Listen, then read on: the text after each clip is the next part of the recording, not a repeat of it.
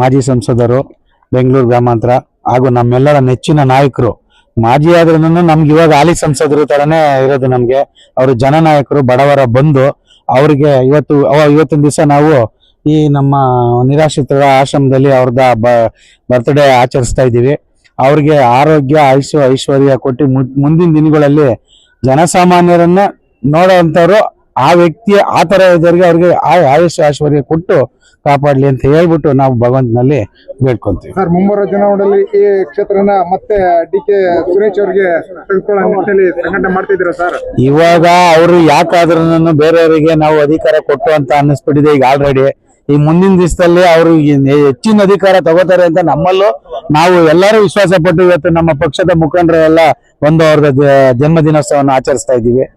ಅವ್ರಿಗೆ ಭಗವಂತ ಆಯುಷ್ ಆರೋಗ್ಯ ಮುಂದಿನ ದಿನಗಳಲ್ಲಿ ಅವ್ರೆಲ್ಲರೂ ಎಲ್ಲದೂ ಕೊಟ್ಟು ಅಧಿಕಾರ ಕೊಟ್ಟು ಕಾಪಾಡ್ಲಿ ಅಂತ ನಾವು ಎಲ್ಲರೂ ಭಗವಂತನ ಕೇಳ್ಕೊಂತೀವಿ.